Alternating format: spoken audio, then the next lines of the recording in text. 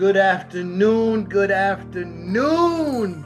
I'm sorry I'm smiling, everybody, but I'm so happy right now.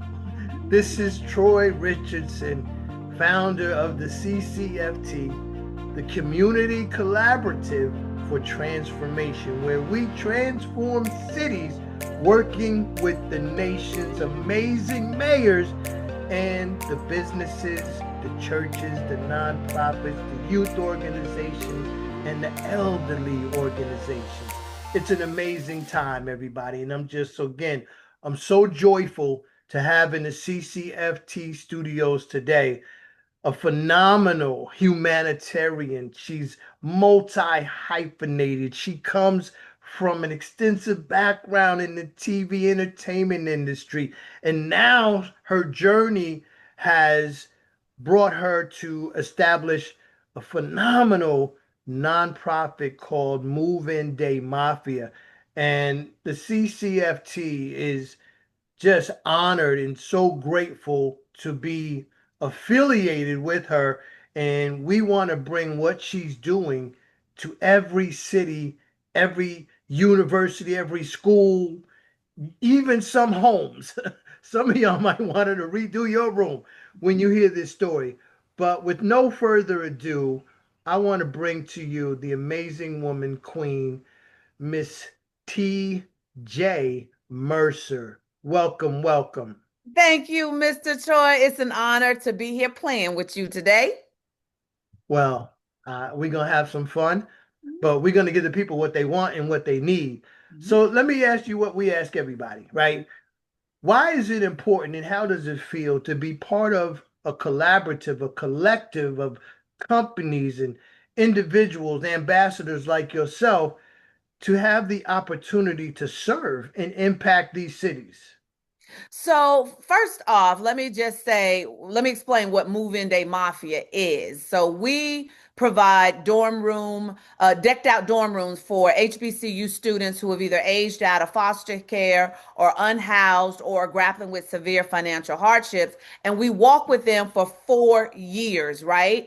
And so, I built this knowing that it takes collaboration. I have always been a person who loved working within community. I was a TV editor and producer in Hollywood for over 25 years, worked on some of the biggest shows, biggest TV shows and films in the game. And my favorite part was always the collaboration of all of these beautiful creative minds coming together to create this masterpiece. And so when I got divinely assigned to do Move In Day Mafia, well, that collaboration hasn't gone away. It's Yes. important that no man is an island.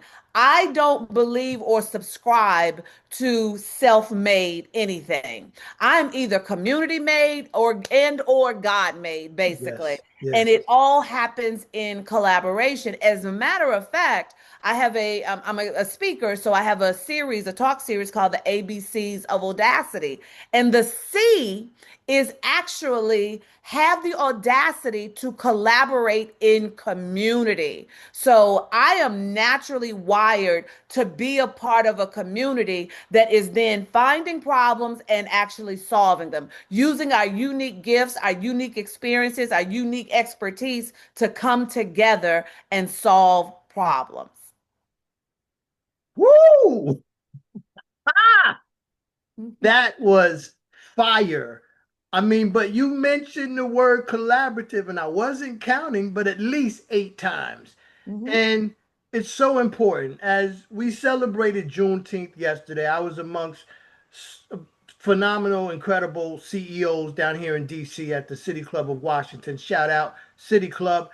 And the key word of the night was collaboration and connection.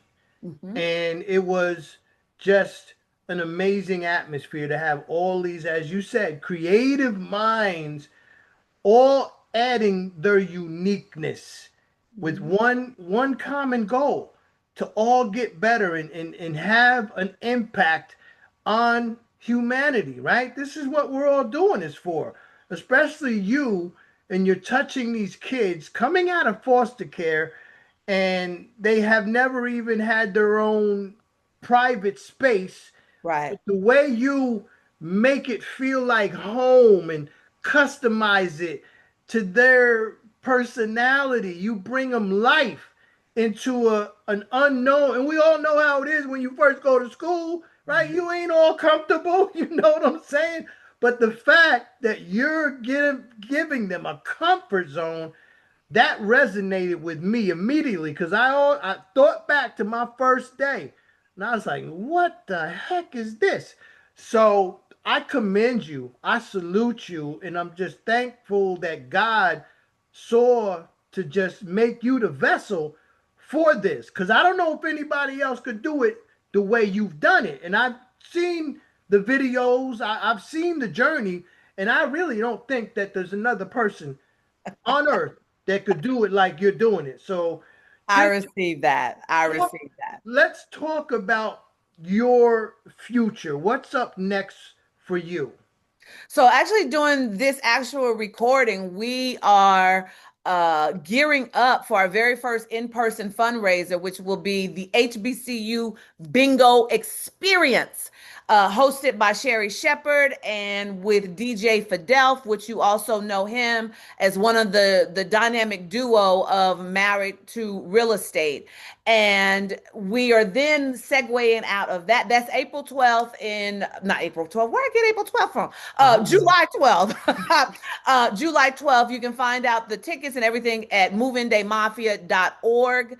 But then right on the heels of that, we're moving into move-in season where we will be moving in at least 22 scholars at various HBCUs. And what's unique about Mafia is we're not a one and done, right? There's two things I want to cover that's unique about Mafia. These kids, every single month, they get to choose what kind of items do they want every single month. They're giving mentors that checks in on them regularly. So we really take them in like they are our kids, and we know it's paying off. Our babies are interning on Capitol Hill, the Tennessee State Lottery, the Chase Bank, Disney, research assistant for some kind of science.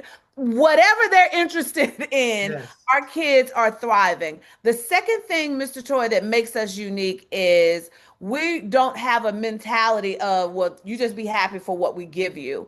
Yes. Every single month, our kids fill out a form of what kind of deodorant they want, detergent they want, lotion. Lord have mercy, Jesus. These babies love them some lotion called EOS, the Welch's snacks, whatever snacks they want, because it's important to me that for many reasons, a lot of our kids have shared boxes in a basement, right? And so this is the first time that they've had a safe space. And in fact, during the recording of this video, we're also in the season of interviewing scholars, Mr. Troy. So I interviewed a scholar yesterday who just lost her mom in April because her mom had a psychotic break and threatened police with knives, and they Wow. ended up killing her.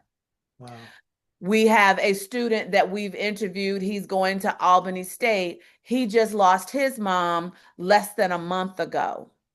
We have students that have lost their mother, their father, their little sister, excuse me, their little brother, and she lost her childhood best friend before she was 10 years old.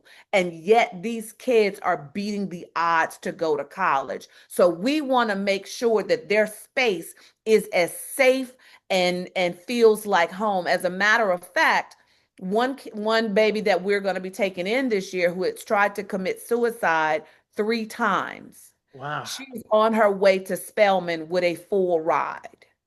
And when we ask her, how do you want your space to feel? Her answer, Mr. Choi, was, I just want to feel safe. So this is the kind of things that we are actually doing. And just so you have perspective of how important our work is, 70% of students who are experiencing foster care dream of going to college, yet only 3% go and only 1% graduates. Wow. Now, let's add to that those are devastating statistics. Now, let's add to that the fact that Howard University had 40 something thousand applications for 2,000 spots. My alma mater, the Howard University.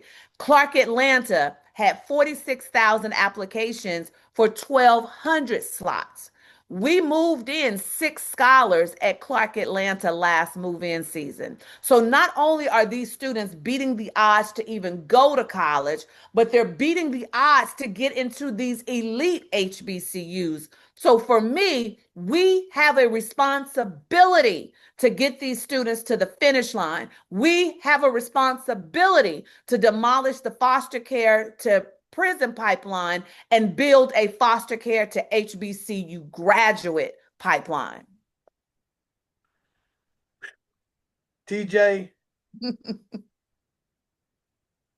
I love you, right? You my sister, man. You my sister. And those circumstances though you described that these scholars have gone through and persevered, they just make you emotional. Yeah. And I cannot wait to meet them. I know I'm going to meet them one day. God told me that while you were talking, that we're going to meet these scholars for sure and hug them. But again, it did put it in perspective the importance of what you're doing. It did with those odds, 40,000 applicants, 2,000 spots, and they're one of them. They're one of them. They're one of them. Yeah. That's incredible. Incredible. Yeah. So, wow. I tell you, get emotional. The kids are so important to us, you know. They're everything. They're everything. So we're gonna close it out, TJ. I'm gonna let you say a few remarks that you want people to know and to remember, and then I'm just gonna close it out as I always do. So closing remarks from you.